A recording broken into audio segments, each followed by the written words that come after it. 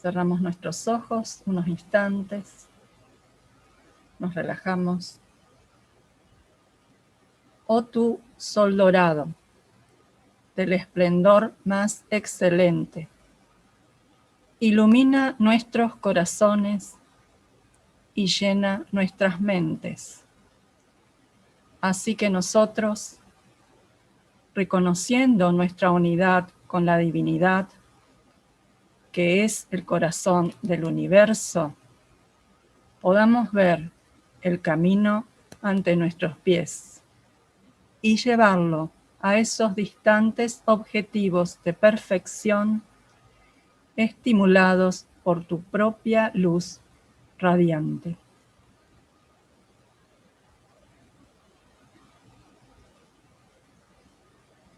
Gracias. Bueno, vamos a empezar.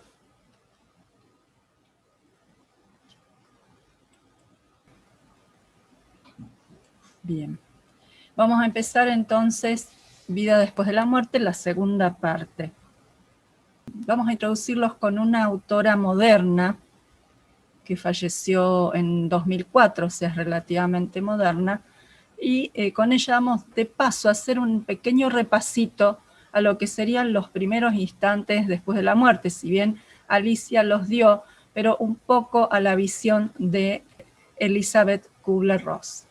Es una médica suiza que vive entre 1926 y 2004. Como les decía, una autora moderna, y ella trabajó mucho con los moribundos. Ella se recibió de médica en Suiza, pero luego se enamoró de un norteamericano y se fue a vivir a Norteamérica. Ella hizo la carrera de psiquiatría. Ella quería hacer la carrera de pediatría, pero los cupos, la parte de especialidad, serían los médicos, una vez que terminan su carrera de medicina, después optan por una especialidad. Ella quería hacer pediatría, pero los cupos estaban cubiertos, por lo cual se dedicó a la psiquiatría. Toda la otra información que por lo menos yo estoy trayendo es de autores como Annie Besant y Leadbeater.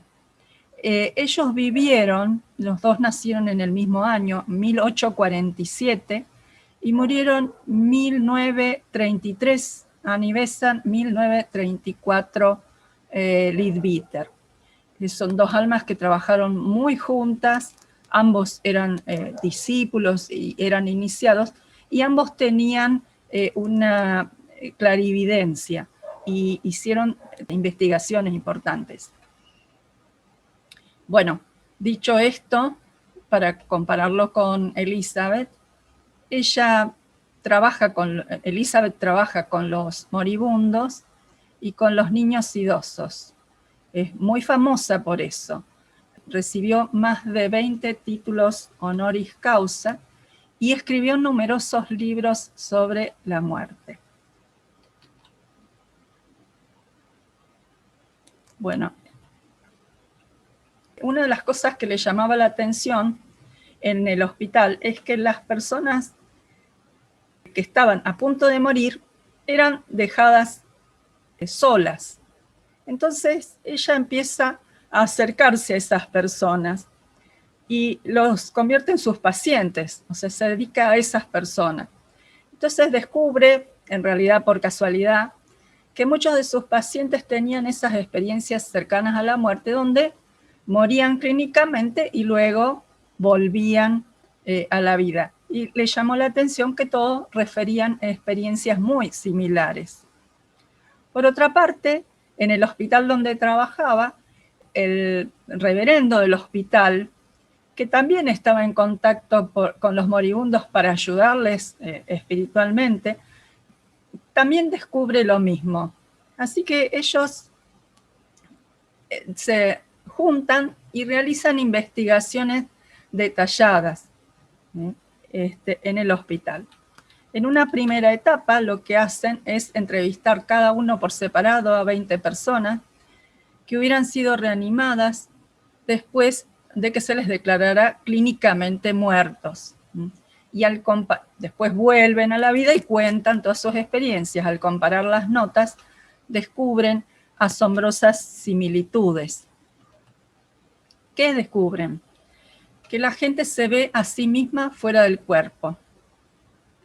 Inclusive ahora me estoy acordando de un caso que nos contó que le pasó a un amigo de una conocida nuestra, que vio que el médico en la reanimación le quebró la costilla, lo veía desde arriba, y después le dijo, vos me quebraste la costilla, bueno, pero lo sacó adelante, lo importante. Si ustedes investigan un poquito alrededor, siempre aparece alguien o un amigo de alguien que ha tenido estas experiencias. Entran en un túnel, a veces puede ser un valle, y al final de ese túnel se encuentran con una luz que los acompaña a hacer la revisión donde ven su vida entera. Se encuentran con familiares y amigos que ya han fallecido. Si bien Elizabeth Kubler-Ross es la primera en descubrir estas experiencias que atraviesan sus pacientes, digamos en la época moderna, porque los maestros, en sus cartas, el maestro Kadache en sus cartas a Sinet le dice que estas experiencias de muerte clínica, él las refiere de otra manera, han ocurrido desde la antigüedad. Sin embargo, bueno, el que las populariza en estos tiempos modernos es Raymond Moody. Fue un boom con su libro Vida después de la vida. Tal vez ustedes lo hayan escuchado. Bien, otra cosa interesante que nos deja Elizabeth Kubler-Ross es que ella elaboró un esquema de fases por los que pasa una persona que se enfrenta a una pérdida. Y estas fases son dolor, rechazo a la situación, enfado, negociación, aceptación y reconciliación con el proceso. Esto es muy interesante porque estas serían las fases de un duelo. El duelo uno lo puede hacer por enfrentarse a su propia muerte, por enfrentar la muerte de un ser querido, de una mascota querida, pero también puede ser una separación, la pérdida de un trabajo. Nos puede traer todas estas, y ver todas estas etapas tal vez nos ayuda a entender lo que nos está pasando, ¿no? Y bien, yo no voy a entrar en el detalle, pero esto está en internet, si ustedes lo buscan, tal vez yo lo tengo, tal vez les pueda mandar un detalle de cada una de estas etapas. No necesariamente tienen que ir en ese orden, ¿eh? Eso es lo que se dice. A veces también una mudanza también puede ser producir un poco todas estas etapas, ¿no? Son cambios muy drásticos, un duelo, dejar la vieja casa con las cosas queridas y bueno, un montón de cosas. Bien, para entrar directamente en el Devachan, propiamente dicho. Nosotros habíamos visto todo lo referido a la muerte del cuerpo físico, esto lo describió Alicia, y que luego le sigue la muerte del doble etérico. Acá ustedes tienen un esquemita como si fuera con los distintos cuerpos. Si bien en realidad no es que estén uno arriba del otro, sino como se había descrito en alguna de las clases, como las muñecas rusas. O sea, por ejemplo, el doble etérico interpenetra el cuerpo físico y sobresale del cuerpo físico.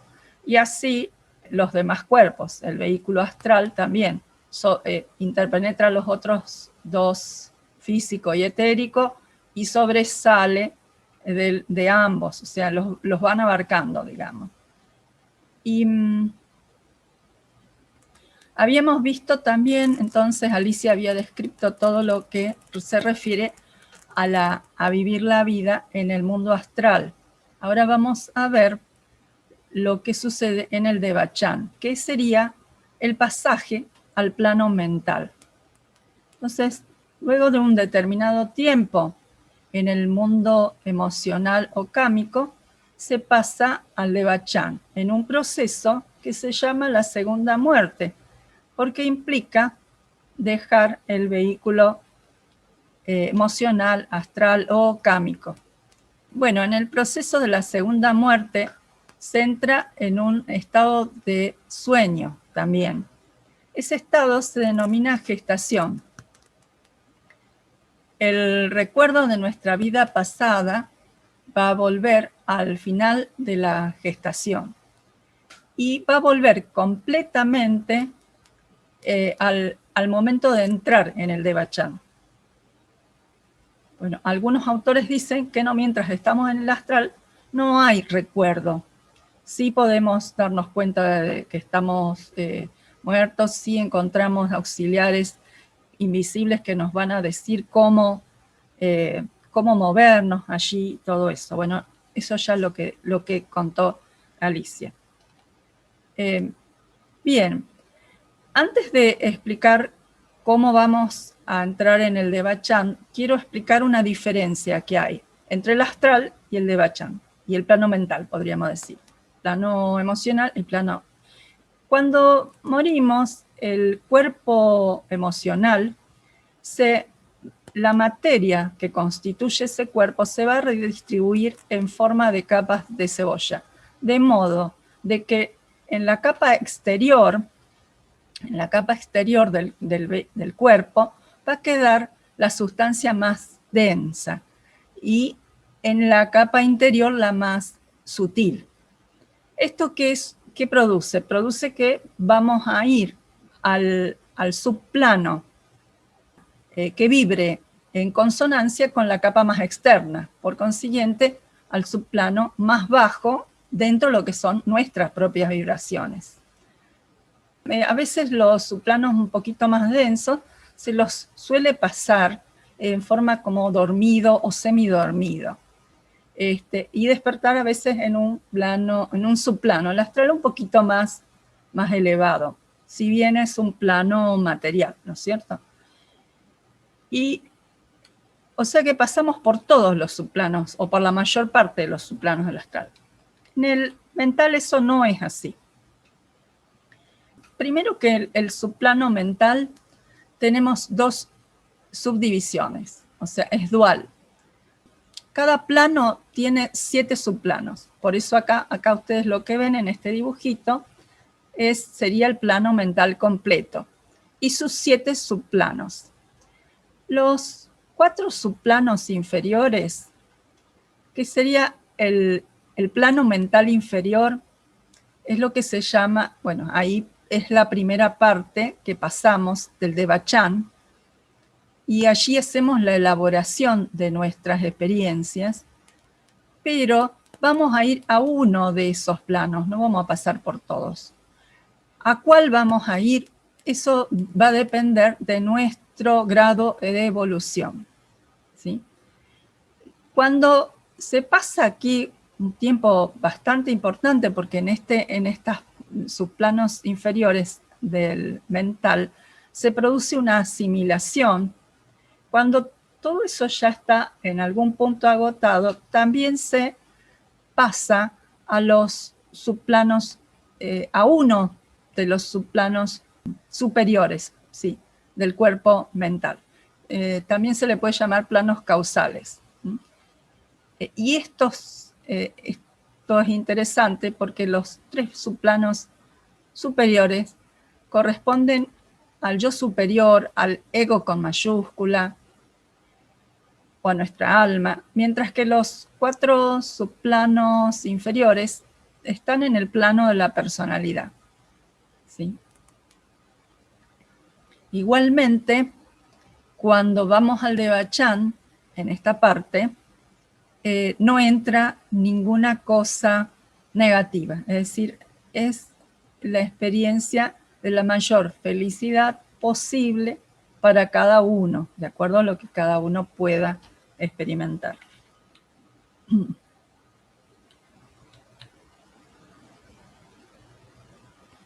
Bueno, acá tienen otro Este está así, digamos, se lo ve así porque es de no muy buena calidad el dibujo que yo puse. Es lo mismo, son los distintos vehículos. Esta raya en el medio que separa el cuerpo mental inferior del cuerpo, el cuerpo mental o del plano mental superior. Y en esta línea, digamos, violeta, allí estaría el antakarana, ¿no? El puente entre la personalidad y el yo superior o el ego superior. Los niveles que corresponden a la personalidad se les llama niveles con forma, o en el sánscrito rúpicos. Y los que corresponden al alma se les llama niveles sin forma o arrúpicos. Evidentemente en estos niveles no existe la forma como nosotros la concebimos. Es difícil de entender. Esto es lo que nos dicen aquellos que están un poquito más adelantados que nosotros en el sendero. Esto es un poquito lo mismo con el nombre de cada subplano, ¿no es cierto?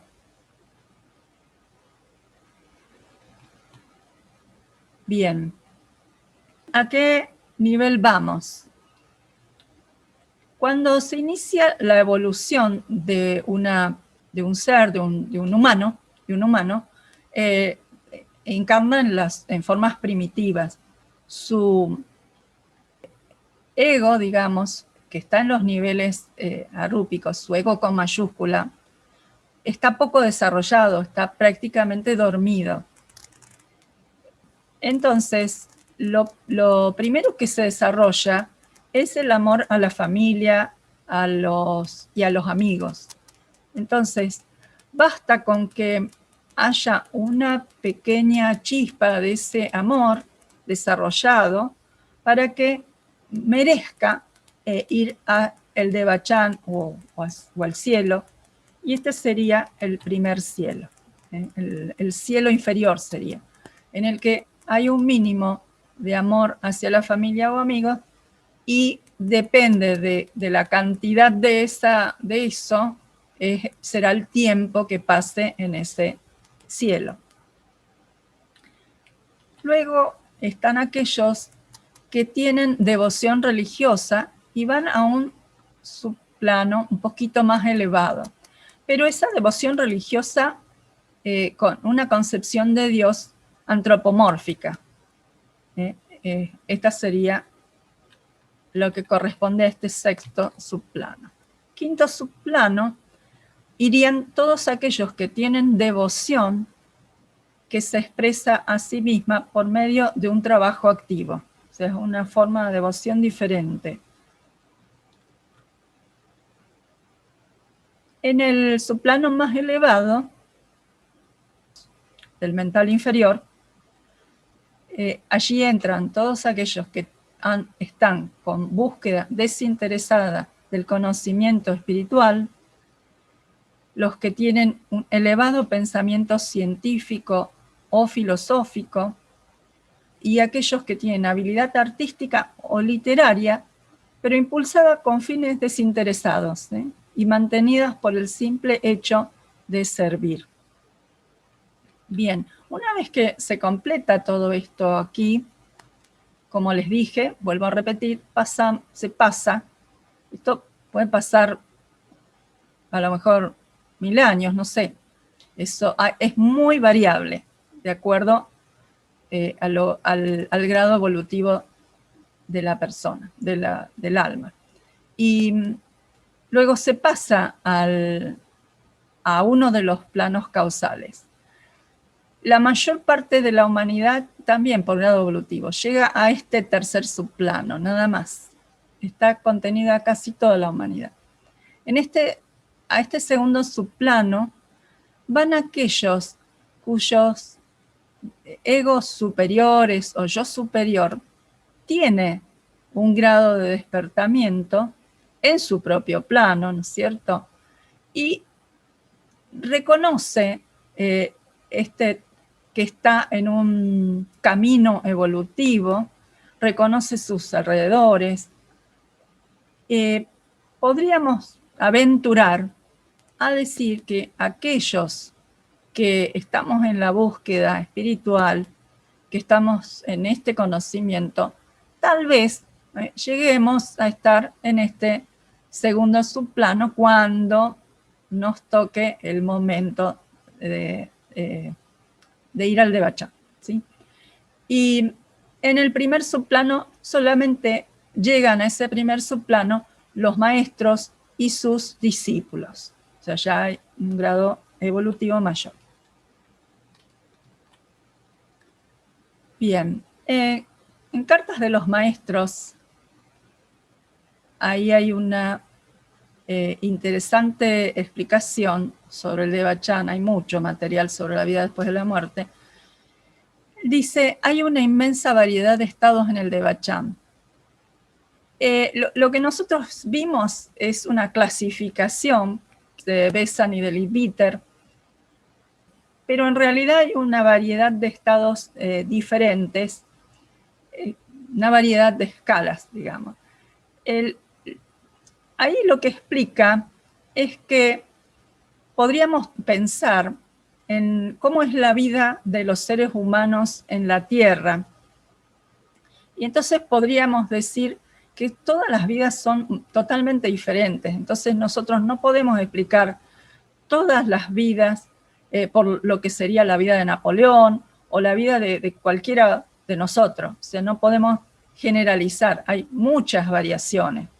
Hay innumerables variedades de formas de vivirlo. Lo mismo sucede en el Devachan. Y podríamos decir que es un paraíso ideado, en cada caso, por el ego superior, ¿sí? Y de su propia creación. Ahora, nosotros estamos en contacto con un plano más, en realidad es un plano más real que el plano físico, si bien nosotros lo concebimos diferente desde este lugar, pero en realidad es un plano más real. Se vive rodeado de lo que uno más lo llena de felicidad, de sus seres queridos. Lo interesante que cuenta Powell en el libro El ego y el cuerpo causal, hay bastante material sobre esto. Él dice que cuando estamos en el Devachan, nosotros formamos una imagen de nuestros seres queridos y que el ego de nuestros seres queridos, una imagen idealizada, sin los defectos, digamos, y que el ego de nuestro ser querido le insufla con vida a esas imágenes. O sea que en algún punto están como en un mayor contacto. ¿Por qué nosotros no lo podemos percibir? Tal vez en una meditación muy profunda, porque nosotros estamos muy inmersos en el plano material. Pero si pudiéramos elevarnos, tal vez podríamos percibir eso, ¿no?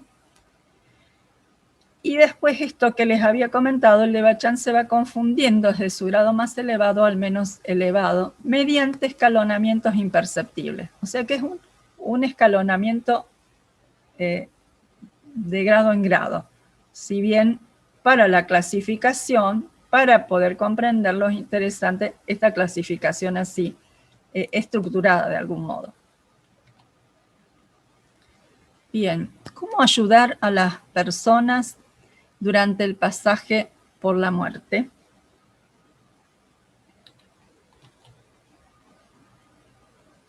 Acá tenemos lo que nos dice Annie Besant.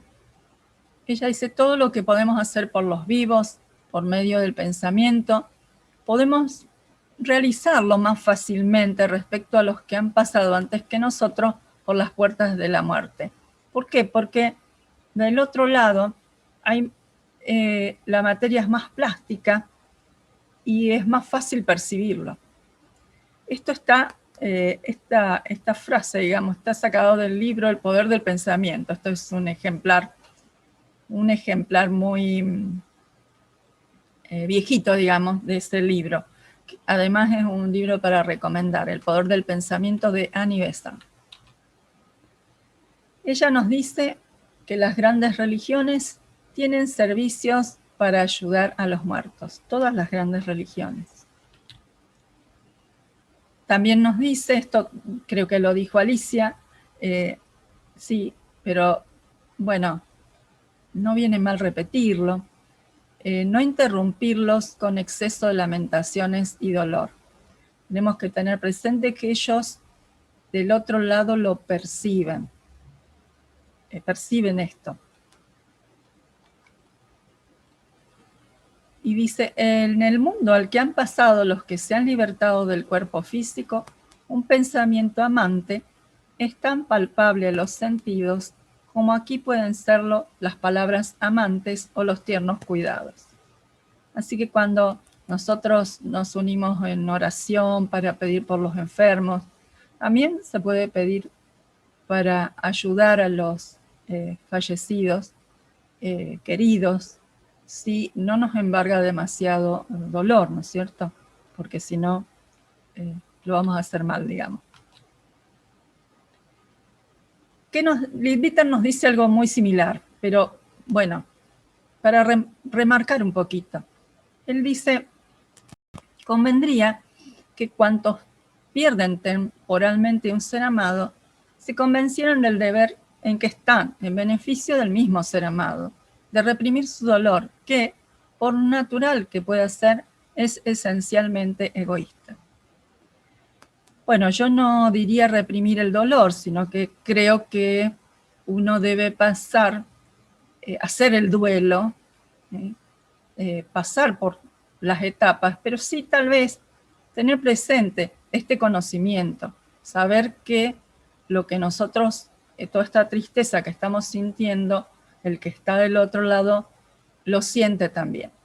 Entonces, bueno, a lo mejor a veces en ese silencio decirle, bueno, no te estoy llorando, pero no te sientas mal, yo estoy bien y voy a seguir bien con mi vida igual. A veces, por lo menos es lo que he hecho yo. Otra cosa que nos dice que es muy nefasta, es un libro que lo encontré en inglés, no lo encontré en castellano, de Leadbeater, que dice que es muy nefasta la creencia en el infierno, en el diablo, porque cuando las personas pasan al mundo astral con esa idea, ven eso, cuando en realidad tal vez no sea necesario, no es necesario que vean eso. A lo mejor por su grado vibratorio podrían estar en un mundo un poco más luminoso y están en uno de los subplanos viendo o viviendo eso desagradable. Entonces es importante explicar que el infierno no existe, y que esas ideas no se deben temer. Bueno, y otra cosa que nos dice es que el afectuoso recuerdo de los que ya salieron de este mundo es una fuerza que, acertadamente dirigida en el sentido del ferviente deseo que llegue pronto al mundo celeste, o sea, desearle que pase por el astral en forma rápida y llegue al Devachan, al cielo de los cristianos, les será sumamente provechosa. Mientras que las quejumbrosas lamentaciones y los copiosos llantos no solo son inútiles, sino perjudiciales, muy perjudiciales. Bien, y la Iglesia Católica Liberal tiene un servicio para los que mueren que se llama la Misa de Requiem. Leadbeater era obispo, además de ser miembro de la Sociedad Teosófica, él era obispo de la Iglesia Católica Liberal. Y ese servicio de Misa de Requiem se realiza actualmente, se realiza inclusive mucho más rápido, lo más rápido posible, para ayudar justamente a ese pasaje. Es más, nosotros teníamos un conocido que ahora está del otro lado, sacerdote de la Iglesia Católica Liberal, que hacía misa todos los sábados a la mañana, misa de Requiem, y buscaba en el periódico los nombres de los fallecidos para ayudarlos, un servicio, solamente un servicio.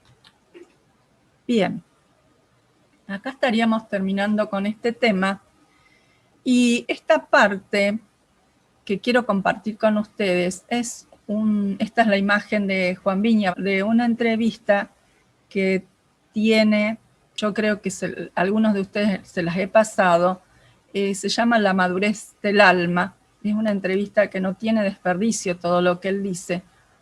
Juan era un ser muy sabio, y él habla de cómo tenemos que tomar estas enseñanzas. Es muy cortito, yo diría que debe ser 1 minuto. Les ruego que escuchen, y como para terminar esta parte. Yo debo decir que, bueno, seguidor, prácticamente no soy de nadie. Le tengo mucha reverencia a la señora Blavatsky. Me ha descubierto cosas de mi ser interno que yo no hubiera podido descubrir por mí mismo, pero inclusive con algunas cosas no estoy demasiado de acuerdo. Mantengo a esta altura de mi vida una independencia de criterio. Yo miro ahora con el sistema crítico de los griegos, kritein, que es examinar las cosas y ver si la conciencia interior responde, aprueba o no aprueba. Esto es pasar de la etapa religiosa en que creo todo y no reflexiono mucho, a una etapa en que estoy más tranquilo y observo, sobre todo si mi experiencia de la vida responde a esa enseñanza con la que me estoy poniendo en este momento en contacto. Bueno.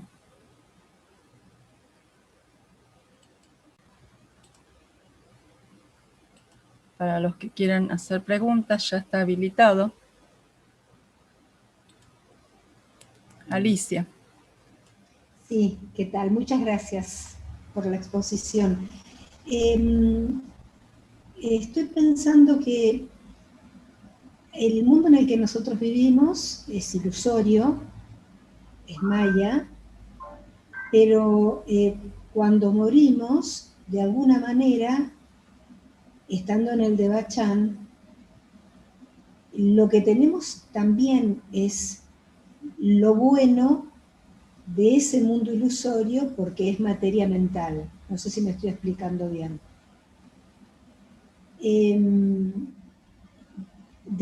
O sea que podríamos decir que es una continuación de lo ilusorio, puesto que es materia mental, en un estado de absoluta positividad.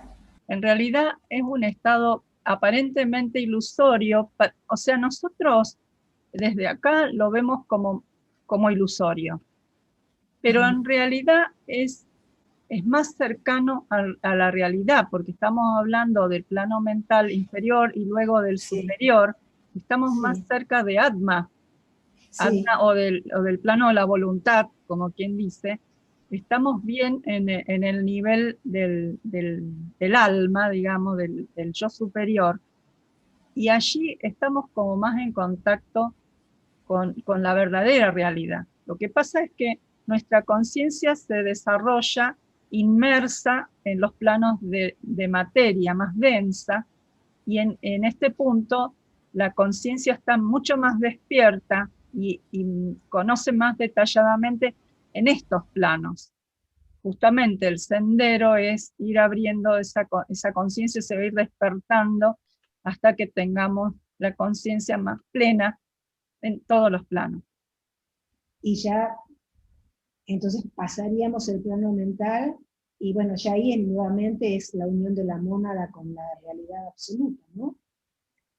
Sí, nosotros, o sea, Alicia, sí, pero muchos. Falta, o sea, nosotros a lo que tenemos que apuntar es a unirnos con nuestro yo superior, o sea, pasar ese antakarana hasta que la mente inferior y la mente superior, como dice Isaac Hawley, se vuelvan una. Ese ya es de varias vidas. Ya tenemos para bastante. Después lo otro, no sé. Muchas gracias. No, gracias a vos. Emilce, Sí, Adriana. estaba yo pensando que nosotros salimos de casa y cuando regresamos, después de haber evolucionado y regresamos a casa. Entonces es eso. Salimos, evolucionamos y regresamos. Ese es el lugar donde llegamos. Y no es que nos fusionemos, es que somos parte de ahí. ¿Sí? Entonces, volvemos a llegar a casa. Tal cual, gracias, Adriana, muy bueno. Oye, Milce, yo sí quisiera hacerte una pregunta, es una duda que tengo. Normalmente cuando uno medita, muchos han visto luz, ¿no? Yo solamente me tocó una vez y me espanté y abrí los ojos y ya se fue. Pero se dice que ven una luz. ¿Es la misma luz cuando te mueres y que hablan de una luz? ¿Es la misma luz? ¿Y qué es esa luz? ¿De dónde viene esa luz? Y disculpa, pero si lo vemos desde el punto de vista de los principios, de nuestros principios, ¿qué luz sería? Mana superior con Buddhi, Atma, ¿cuál luz sería? La luz es una cuestión genérica. Hay que pensar que todo lo que uno ve en una meditación generalmente es una interpretación que hace el cerebro de las sensaciones que percibe. Del mismo modo pasa en la meditación. El cerebro, en definitiva, es el que forma la imagen. Y esa imagen de luz puede significar varias cosas. Lo que cada uno tiene que ir descubriendo qué es lo que está percibiendo de acuerdo a esa imagen, que el cerebro lo transfiere de esa forma. Bueno, entonces, ¿pero tiene que ver con la luz astral? Yo te puedo agregar alguna otra cosita, que tal vez en realidad, si lo que vos ves es una luz, si lo que vos percibas, es una lástima que te hayas asustado, porque concomitantemente con esa sensación luminosa, tal vez aparezca, no sé, por lo menos un poquito lo que yo me he experimentado, una sensación de paz. Entonces, como para ver, para no asustarse una próxima vez, digamos. Juan, que escuchamos acá hace un ratito, solía decir, y él lo tomaba como una regla muy firme, que si él sentía miedo por alguna circunstancia, directamente se retiraba, dejaba de meditar. Así que también es una buena forma de, como decía Milce, si esa luz nosotros los vemos como algo bueno, podemos seguir y tratar de investigar de qué se trata. Ok, gracias. Sí, en general uno tiene una percepción, digamos. Si hay algo que percibe que puede producirle miedo o algo raro, sí. Pero a veces uno se espanta porque imagina algo respecto a eso. Yo a veces he visto algo de luz, pero está asociada con una sensación de paz. No, pues fue de mis primeras veces que yo meditaba, pero bueno, gracias. Malú y Chuy. Sí, gracias. Gracias. Por ahí coloqué en el chat un libro, Vida después de la muerte, a ver si ese es el que tú mencionas. No sé si corresponda, es el que encontré. El de Raymond Moody. Sí, él tiene 2 libros. Creo que ese es el segundo, el Vida después de la muerte, pero es interesante, son todos los casos, que él también, por ser médico, se dedica a investigar y a ver. Ya te digo, él es el que populariza esto que pasa. Y acá en Argentina tenemos un autor que ahora no me voy a acordar, Víctor Sueiro, que también ok. los argentinos lo recordarán. Él tuvo esa experiencia y a partir de esa experiencia él escribe un libro y que, bueno, justamente era es un personaje, digamos, muy conocido, digamos. Ok. Emilce, una pregunta. Sí, Elizabeth Kubler, ¿tuvo conocimiento de la teosofía? ¿Estuvo cercana a la teosofía? ella, evidentemente, yo leí la biografía de Elizabeth Kubler-Ross, muy interesante. Ella, evidentemente, era un alma evolucionada. Desconozco si ella se puso en contacto con la teosofía. Estimo que hacia el final de su vida, a través de las distintas experiencias que le ocurrían, se puso en contacto con algún tipo de conocimiento, no sé si exactamente teosofía. En el libro ella describe cosas, inclusive percepciones de ella. Es muy interesante. Ella evidentemente era un alma ya avanzada porque todo lo que ella vuelca, digamos, hacia la humanidad, todos esos descubrimientos que ella hace, son realmente importantísimos. Y otra cosa, cuando ella tenía 19 años, muy jovencita, se escapaba de algún modo a regañadientes de su papá para ir a ayudar a los heridos de la guerra en la Cruz Roja. O sea, ya de muy pequeña ese sentido de servicio, eso nos habla de un alma, la rueda de la vida. Gracias, Alicia. Sí, es uno de los más lindos libros. No tiene desperdicio, muy interesante. Ella lo escribe, ya ella estaba bastante mal físicamente, ya ella era grande y escribe esa biografía. Es muy lindo si lo pueden leer, La rueda de la vida de Elizabeth Kubler-Ross. Y es que, ¿sabes qué? Acabo de leer otro de ella, no recuerdo exactamente el título, pero es sobre la muerte, y me llamó mucho la atención porque habla de todo esto, no habla de la teosofía, pero haz de cuenta que es alguien que conocía la teosofía de alguna forma. Está muy bueno ese libro, se los voy a pasar después. Sí, ella, La muerte y un amanecer, sí, sí, Alicia. Sí, dice, sus experiencias para mí la llevaron al conocimiento, sí, en forma directa. Gracias. No, Patricia. Hola, buenas tardes a todos. Yo tengo 3 preguntas para ti, Ilse. Bien. La primera es, toda pérdida nos va a llevar a esos 4 pasos que es que se tiene que pasar para sobrevivir a esa pérdida de ese ser humano. Mi pregunta es la siguiente.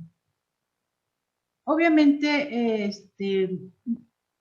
todo, no necesariamente tiene que ser una muerte, tiene que ser una pérdida en general, cuando pasas esos 4 procesos, ¿sí? Mi pregunta es la siguiente, el por qué mucha gente se atora en uno de esos procesos. No permite el avanzar y el aceptar que esa persona ya no está con uno, ¿no? Pero se atora en su camino. Sí. La segunda pregunta es... Sí. Patricia, ¿te puedo ir pidiendo de irte contestando de a una? ¿Puede ser? Ok, perfecto. Sí, con respecto a por qué una persona queda atorada en una de las etapas del duelo y no puede realizar su duelo, a veces uno puede estar necesitando una ayuda externa, un terapeuta. Cuando yo perdí a mi madre, yo era muy pegada a mi mamá, además hija única. Yo tenía una psicóloga recomendada, no era cualquier persona, digamos, sino buscar a alguien recomendado, algún terapeuta recomendado, que te pueda ayudar a hacer el duelo. Ella me había dado su último horario, si bien la sesión de 45 minutos, a veces terminaba siendo de 1 hora y media y me cobraba la sesión de 45 minutos, pero me esperaba en la última hora con una caja de pañuelos, y ella me decía, bueno, llorá, o sea, si tenés que llorar, llorá, y descargar. Yo ya conocía la teosofía, pero sucede que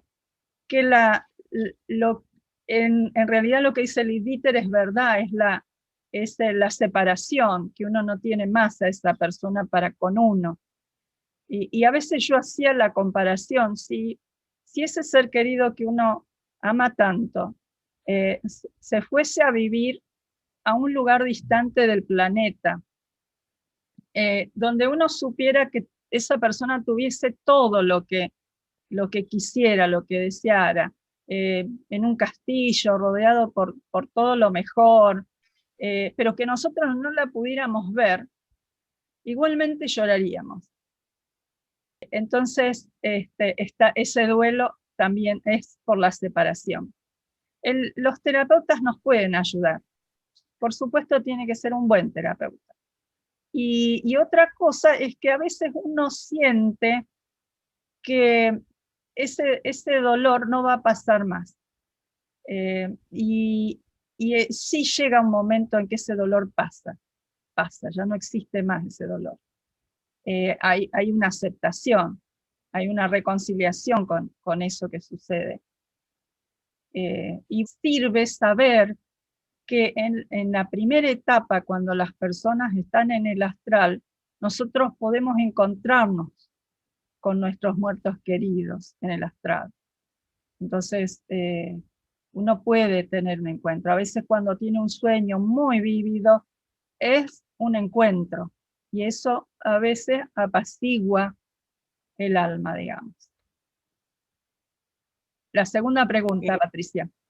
La segunda pregunta, yo creo que todo tiene una preparación para poder desprenderse, ¿no? En este caso somos evolución. Mi pregunta es la siguiente, porque yo ya lo he vivido, ya lo he experimentado en el sentido de poder ayudar a otra persona a morir. Siempre me ha pasado que se empiezan a despedir con meses de anticipación, como que su cuerpo empieza a presentir y se empiezan a reunir con la familia y a despedirse, ¿sí? Yo tuve un encuentro muy bonito para poder ayudar a desprenderse a una persona que yo creo que a lo mejor traigo ese don, ¿no? En donde vi la preparación de ese ser que yo amaba mucho, y efectivamente hay 3 ángeles que bajan y que están custodiándonos en el momento de que vamos a desprendernos de este mundo. Entonces yo siento que sí nuestro cuerpo nos avisa para podernos desprender de esta vida, ¿no? Sí. Sí, una de las cosas que suele suceder es que a veces los que estamos vivos ejercemos una especie de fuerza para retener a la persona que está por morir. Es nuestra necesidad de tenerlos, los retiene. Una de las cosas que pasa es que hay seres que le dan como, lo insuflan de una energía y tiene esa especie de mejoría antes de la muerte. Entonces, de pronto está mejor, entonces los familiares se van en el hospital, supongamos, un ejemplo. Está en el hospital, de pronto tiene una mejoría, el médico dice, bueno, está en sala, estamos mejor, qué sé yo. Bueno, no, entonces vayamos a descansar un poco. Bueno, y cuando se van a descansar, el ser fallece. Eso es muy común que suceda eso, porque se necesita que se desprendan y suelten estas amarras energéticas para que el alma pueda pasar al otro plano. Disculpa que te interrumpa. Muchas veces he oído que dice, mejoramos para morir. Nos aliviamos para morir. Sí, Sí, y normalmente sí pasa. Sí, es muy común. Y no sé si tenías otra pregunta, Patricia. la última, que yo creo que es la más inquietante para mí, ¿no? En el aspecto de que, pues obviamente me decía una persona, hay que tener palomitas en vez de tachecitos, ¿no? Entonces, yo considero que las palomitas es lo que haces el bien hacia los demás, para que te puedas, y obviamente, antes de morir, ir cerrando los círculos que tienes en esta existencia, ¿no? Con personas, con cosas, con objetos inclusive, o con animales así, para que tú te puedas desprender libremente, sin ataduras, porque al final de cuentas hay mucha gente que se atora en este proceso porque no ha perdonado. Ese es mi punto de vista, ¿no? Sí, sí, no te entendí bien lo que dijiste, palomitas en vez de... ¿y?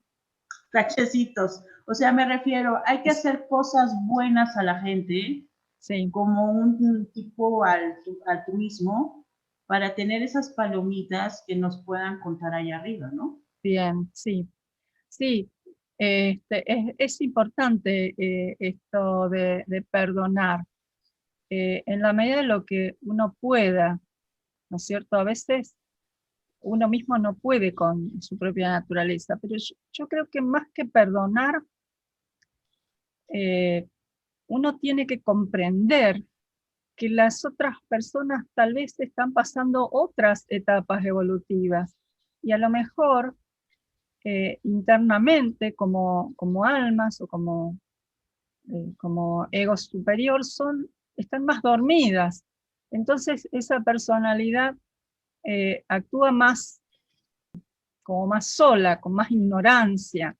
Entonces entender eso a veces hace que uno no necesite ni siquiera perdonar, solamente entender que es parte de todo eso. Y después, en algún punto, a veces las personas que nos hacen alguna mala pasada, son en algún punto maestros. Uno no, mientras lo está pasando es desagradable, pero a veces uno aprende o se entrena de cierta manera y no se da cuenta que está sirviendo para algo futuro eso. Bueno, creo, no sé si he respondido tu pregunta. Miriam, Sí, perdón. Miriam. Muy linda la exposición. Quería comentar de que Elizabeth Kubler-Ross se ha encontrado con Dora Kuntz. Eran dos médicas y estaban más o menos en esa misma época juntas.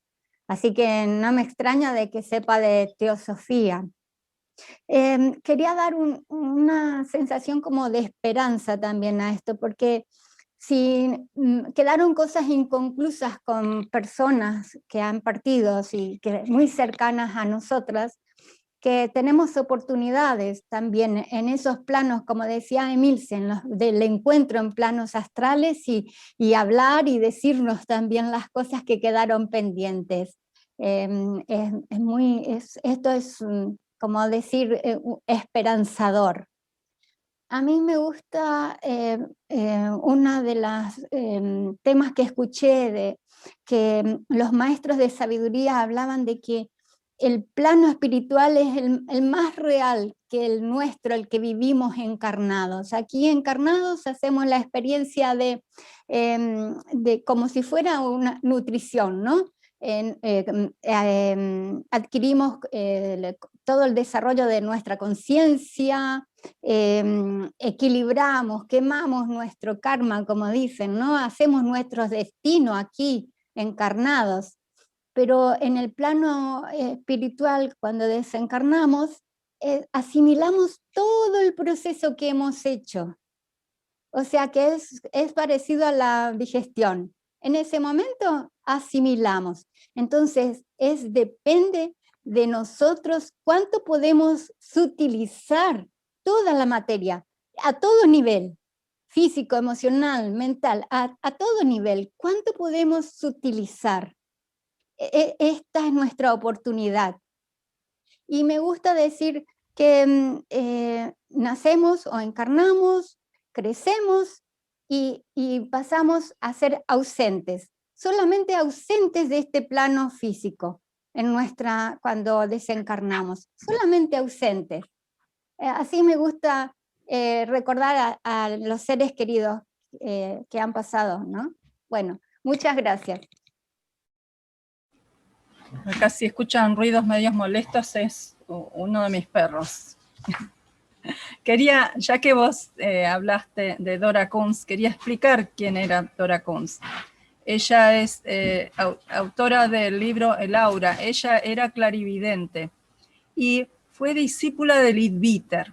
O sea, ella era muy jovencita, hay una foto en internet, ella era una adolescente, cuando entra en contacto con Leadbeater y Leadbeater la prepara. Ella es la que crea el toque terapéutico en Estados Unidos y ella evidentemente también era un alma grande, digamos, Dora Kunz. Allí cuando hay una charla de Edward Bill sobre Dora Kunz, sobre la vida de Dora Kunz.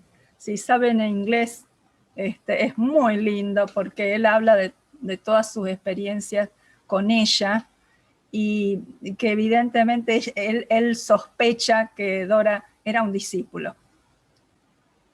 Él sospecha que Dora ayudaba, esto era otra cosa, que ella era consultada en alguna oportunidad por la policía para ayudarles en algún tema de crímenes. Bien, otra cosa que quería comentar es que tanto el amor como el odio son emociones que pasan a las vidas subsiguientes, o sea, y van a atraernos. Por eso es importante el tema del perdón, a propósito de lo que había comentado Patricia. Perdonar y poder transmutar, digamos, toda esa emoción, digamos, que tengamos esos conflictos u odios, para que cuando nos volvamos a encontrar en otra vida sea más agradable, digamos, que la unión, que ese odio se vaya transmutando en amor. A veces, no sé, es imposible. A veces lo logramos.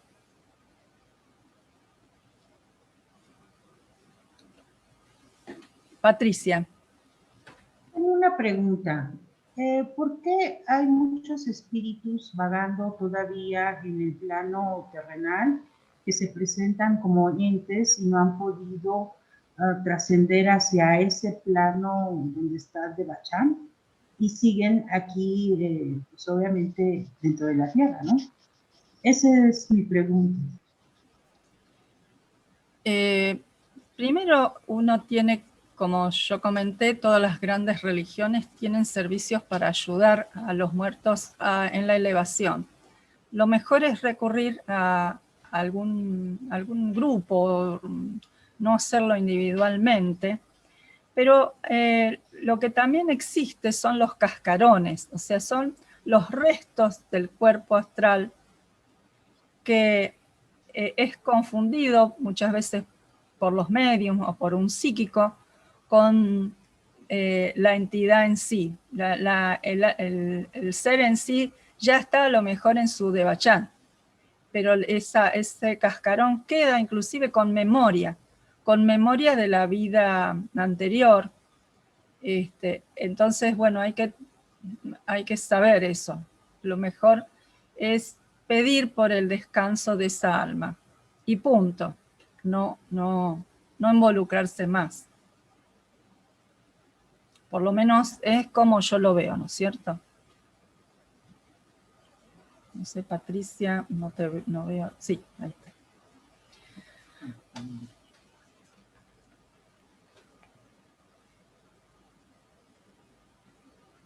Bueno. Alejandro pide la palabra. Alejandro. Bien, Alejandro, te escuchamos. ¿Qué tal? Buenas tardes a todos. Muy linda la exposición y muy buenas las preguntas. Yo quería consultar por un tema que nosotros tenemos acá en nuestro país y en casi toda Latinoamérica, digamos, sobre todo una tradición católica, apostólica y romana, ¿sí? Tenemos es una religión importante, y también ahora los evangélicos. Pero yo quería consultar, ¿existe algún tipo de juicio que se ejerza sobre la persona que desencarna, sobre los actos realizados en vida? Esa es mi pregunta, porque más que nada muchas religiones predican esto. Por eso quería sacarme la duda y consultar eso. Nada más. Sí, sí, hay etapas, digamos, en la que se hace una especie de juicio. Cuando se produce el momento de la muerte, ¿no? Mientras se hace esa revisión de todos los hechos, se ve como en tridimensional, en un rápido pantallazo, la vida completa del individuo en sus detalles. Esa revisión es guiada por una luz, y es una luz muy amorosa. Es una luz amorosa que nosotros no podemos imaginar, que nos inunda y nos abarca. Esa luz hace hincapié en algunas cuestiones. El alma misma se va dando cuenta cómo fue su vida, digamos. Ese instante es como que, digamos, como que se nos abre la cabeza, metafóricamente. Insiste en 2 puntos. Uno es cuánto hemos aprendido en nuestra vida, y otra es cuánto hemos amado. Entonces, son puntos interesantes a tener en cuenta. Y luego, ahí yo tenía un dibujito de la vida. Después les voy a pasar un video de la vida después de la muerte que lo trata Isaac Hawley, muy, muy lindo. Hay una parte donde creo que es probablemente previo a la entrada del Devachan, hay una especie de juicio. No estoy muy segura, en realidad, en qué punto es, pero sí es un momento donde se ven un poco las cosas hechas. Y sí hay otro, que eso sí seguro, antes de volver a encarnar. Antes de volver a encarnar, inclusive conozco una persona que lo recuerda.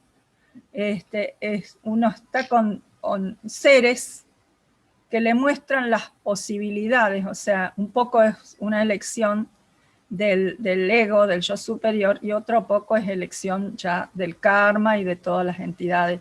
Se le van mostrando cómo va a ser su vida, y entonces el ego como va eligiendo las distintas posibilidades. Dentro de lo que el karma, esto es lo que ella me refirió como su experiencia. Pero sí, ese sería un punto de un juicio.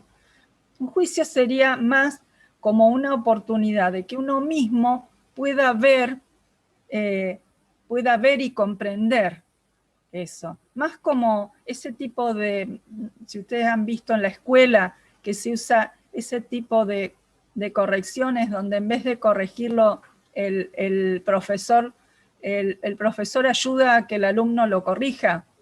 De algún modo sería eso. Alicia.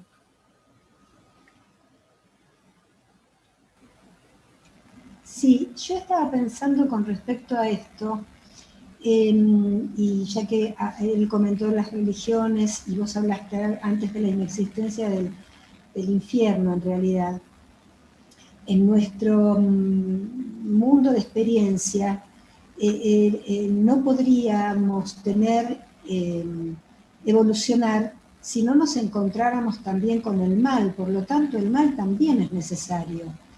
El tema es, porque supongo que, lo interesante es ser conscientes de que queremos hacer el bien y elegir el bien en lugar del mal. Pero el mal también es necesario. Entonces, por eso, y alguien tiene que hacer el papel del mal, digamos.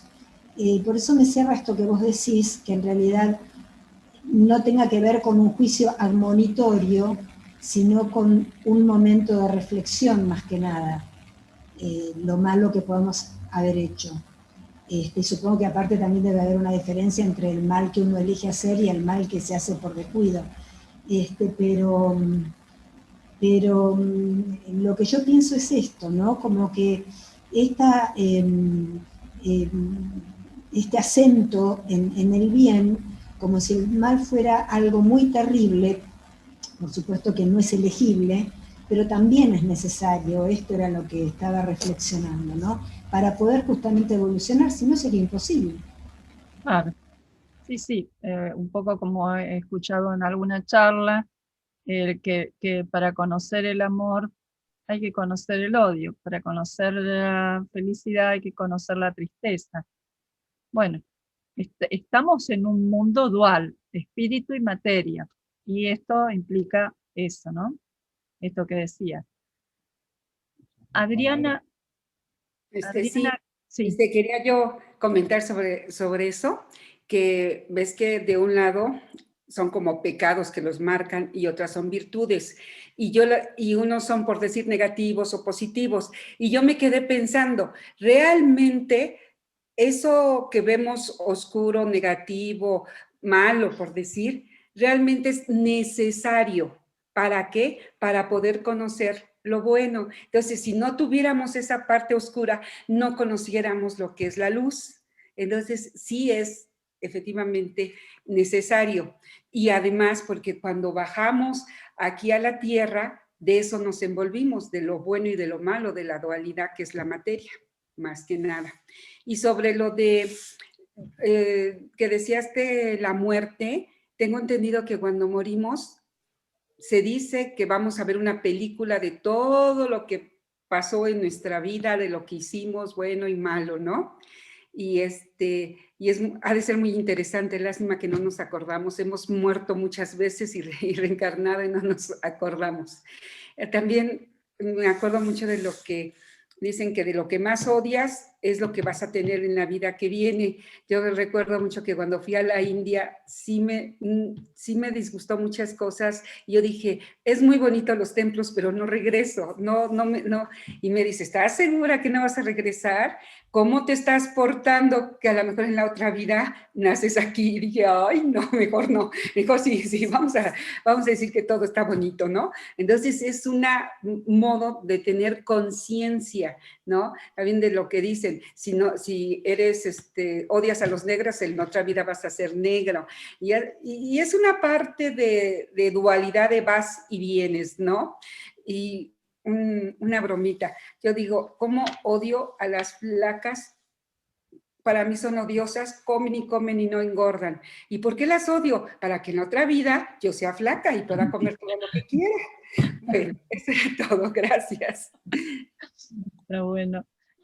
Alejandra, sí, Alejandro y Cristina. Muy bueno. No, yo me estaba acordando de algo que era, por ejemplo, de las personas que pueden ver o que dicen ver o percibir una persona que falleció, o sea, que desencarnó. Yo lo que quería preguntar ¿es posible que una persona que pasa al otro plano pueda manifestarse en este plano de alguna forma? Por ejemplo, ¿cómo era esa película? Ghost era que creo que había muerto, ¿recuerdan la película? Que había muerto y que no se quería ir y que había otra persona que perseguía a la pareja, que le quería matar o algo así. Bueno, ¿hay alguna forma de poder manifestarse de alguna manera o no? Por lo que nosotros sabemos, y por las explicaciones técnicas, digamos, no sería posible. ¿Por qué? Porque para estar en este plano necesitamos materia del plano físico. El plano físico tiene 7 subplanos, de los cuales en el plano físico tenemos 2 cuerpos, es el cuerpo físico denso y el cuerpo, el doble etérico. Nosotros dejamos el cuerpo físico y a las 72 horas se está dejando el doble etérico. Quedamos solo con el cuerpo astral. Eso sería imposible que pudiese interferir en el mundo físico. Lo que sí sucede es en el momento de la muerte, a veces hay una proyección que se dice que es de tipo inconsciente de la persona fallecida a algún ser querido, puede ser que se le presente esa imagen en ese momento, digamos, pero es por afinidad, por amor. Otro tipo de cosas desconozco, podría pensar o podría elucubrar que alguien que tenga la capacidad de mover objetos o de hacer cosas con el poder del pensamiento, pero eso es bastante difícil y en realidad no es muy deseable hasta que nosotros seamos capaces de manejar nuestra mente y manejar nuestras emociones, lo cual nos va a llevar varias vidas todavía, a pesar de que estamos con este conocimiento. Emilce, yo también te consultaba por el tema, viste, de los medium o de esas personas que juegan al juego de la copa y que intentan comunicarse con una persona ya fallecida, más que nada, por ese tema también. Más que nada era eso también. Sí, lo mejor es que al fallecido no molestarlo. El medium que lo molesta puede estar agregándole karma a esa alma que tiene que descansar, tiene que tratar de poder pasar los planos astrales, digamos, lo más relajado posible, si es posible pasarlos en un estado de ensoñación mejor, hasta poder llegar al Devachan. ¿Vos querés? Acá me dice Martín, quiere agregar algo. Sí, quizás lo que está preguntando Alejandro es cómo es que hace el medium para que se manifiesten cosas. Un poco lo que dijo Emilce, el medium le presta el doble etérico. Como no tiene otra forma de manifestarse, como decía bien Emilce, no tiene materia de este plano. Pero lo más cercano a este plano es el doble etérico. Eso es lo que hace, por eso su condición de medium. Tiene la capacidad, digamos, de transferirle un poco de poder o de asistir al que está del otro lado y prestarle esa materia para poder manifestarse. Evidentemente es muy riesgoso y trae consecuencias, pero bueno, hay gente que lo puede hacer y no sabiendo los riesgos los hace y incluso lo mal utiliza, ¿no? Sí, en los primeros tiempos de la sociedad teosófica había un boom del espiritismo, inclusive Blavatsky había estado en algunas de esas reuniones investigando un poco, pero los maestros insisten, y Blavatsky también, en que muchas veces los mediums se contactan con los cascarones, no con el ser. Y ese cascarón absorbe vitalidad. Pero además, igualmente le agrega escandas o le agrega karma a la persona fallecida. O sea, sí, podríamos ya, Patricia, la última pregunta o comentario y ya después, si les parece, estaríamos cerrando. Es sabido que, por ejemplo, cuando fallece una persona, él se puede contactar a través de sueños. Por eso ellos penetran en nuestro subconsciente a través del sueño y se manifiestan, por eso más jóvenes, con luz radiante, porque pues está penetrando en nuestro etérico, ¿no? Al final de cuentas, ellos sí vienen a visitarnos y por eso es nuestro, lo que se le llama, tenemos aquí en la parte de la frente un ojo, un chakra, que es donde penetran ellos para poderse manifestar en sueños. Por lo que nosotros sabemos, nosotros en el sueño salimos de nuestro cuerpo físico y vamos al astral. Con la diferencia, esta es la diferencia de la muerte, es que hay un cordón de energía que nos mantiene unidos a nuestro cuerpo físico y luego podemos volver. O sea, nosotros podemos estar con nuestros muertos si ellos están en la primera etapa, digamos, en el astral, durante el sueño. Yo con el tema de mi madre me acostaba con el pensamiento de que iba a visitar a mi madre. Y muchas veces tenía muchos sueños con ella, tenía charlas, inclusive cosas que me proponía mentalmente, le voy a decir esto y esto, para poder recordarlo cuando estuviera durante el sueño en el astral. Otra cosa nada más importante. Cuando nos morimos y se rompe ese hilo, es muy importante que, por decir, se divide lo que es el cuaternario y la tríada. Entonces, el cuaternario se queda aquí en la tierra y ahí es donde se convierte del cuaternario, de la parte más densa de nosotros, lo que es el cascarón, los que se encuentran aquí en otra dimensión, ¿no? Y la tríada es la que se va más allá ahora y pasa por todo el bardo para volver después a reencarnar. Pero tarda como unas 72 horas. Esas 72 horas de tener conciencia para poder decir, ya no tengo cuerpo, ya tengo que buscar la luz e irme, por decir, son 72 horas de estar aquí antes de irse. Eso es lo que dicen más o menos los hindú y los budas, 72 aproximadamente. No es lo que he estudiado yo.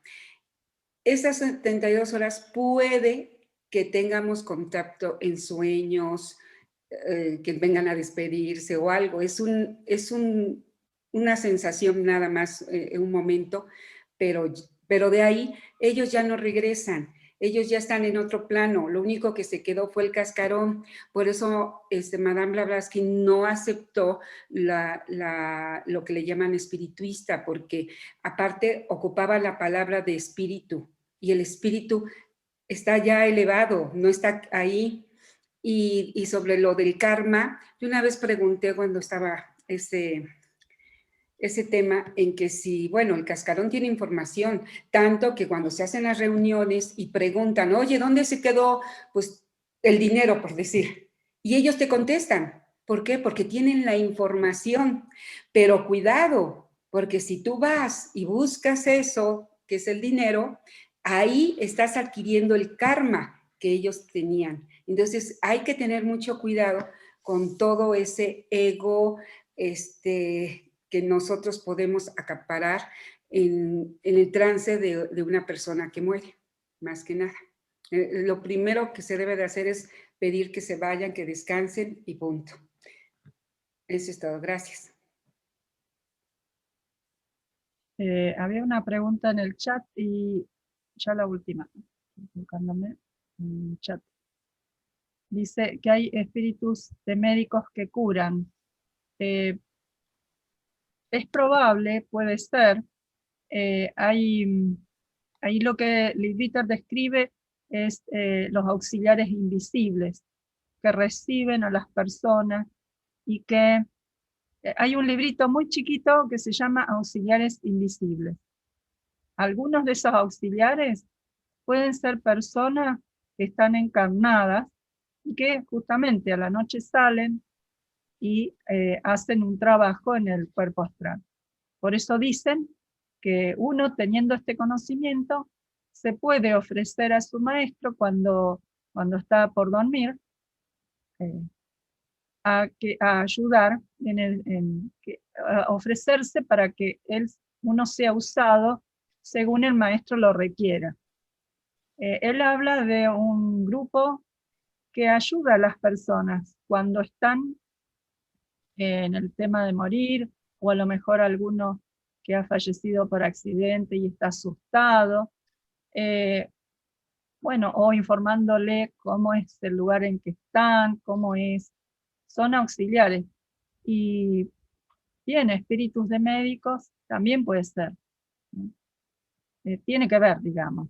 ¿Vos tenés algo? Sí, quizás a lo que se refiere, que hemos visto así por televisión, que hay una persona que como que canaliza a un médico y es capaz de operar. Se me ocurre que puede ser esa la pregunta. En ese caso, no. Un poco lo que decía hace un rato, no sé si Adriana, que son algunos cascarones que se manifiestan, pero que no tienen una inteligencia propia, simplemente es una memoria que uno se puede conectar y transferir cierta información, y quizá haya algunas personas tipo medium que lo puedan hacer, pero es nada más que eso, no es que es un médico operando a través de alguna persona en este plano. Hay que desconfiar mucho de esas cosas. Bueno, si les parece, vamos a hacer una invocación de cierre.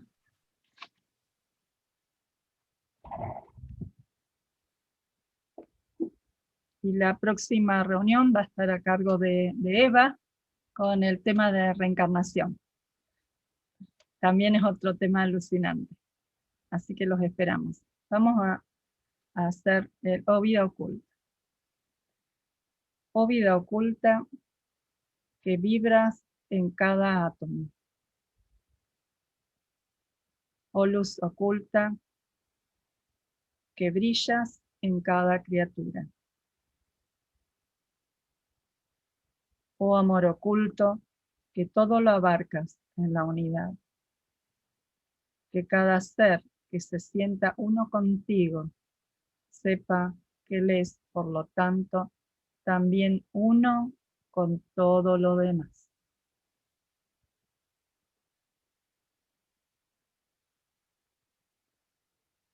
Bueno, muchas gracias. Gracias. Saludos a todos. Hasta el martes. Gracias, saludos a todos. Gracias, buenas noches, hasta Gracias, luego. muchas gracias Gracias. a todos. Muchas gracias. Muchas gracias.